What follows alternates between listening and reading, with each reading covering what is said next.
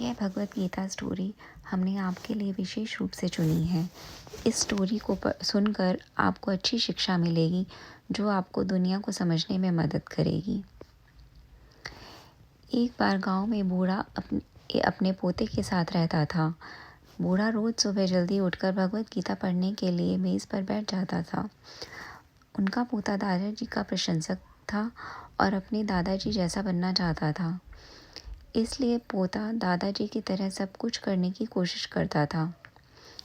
एक दिन पोता अपने दादाजी के पास गया और कहा, दादाजी, मैं आपकी तरह रोज़ मेज़ पर बैठकर भगवत गीता पढ़ता हूँ, लेकिन ज़्यादातर समझ नहीं पाता हूँ और जो कुछ भी मैं समझ पाता हूँ किताबें बंद करने के साथ साथ मैं भूल जाता हूँ।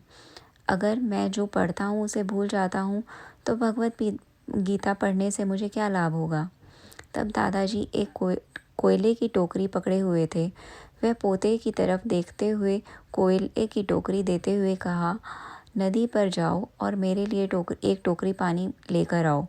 दादाजी ने जैसा कहा लड़के ने वैसा ही किया, लेकिन जैसे ही वे घर पहुंचता टोकरी का सारा पानी निकल जाता।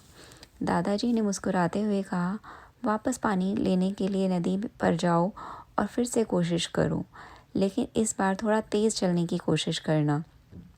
लड़का मान गया और वह इस बार नदी से पानी लेकर जल्दी घर पहुंचने के लिए तेज़ भागा, लेकिन इस बार भी घर आने के बाद दादाजी ने देखा तो टोकरी खाली थी।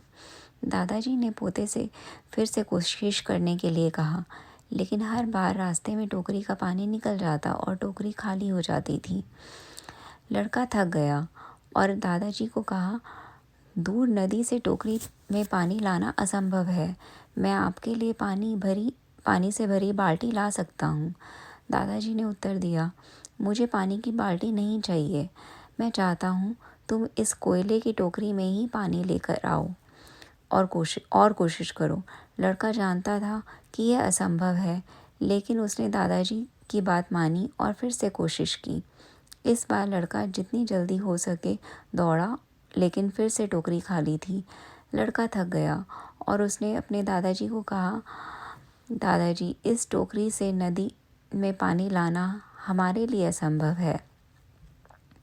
दादाजी ने उत्तर दिया, तुमको लगता है कि ये असंभव है, लेकिन ज़रा टोकरी को देखो।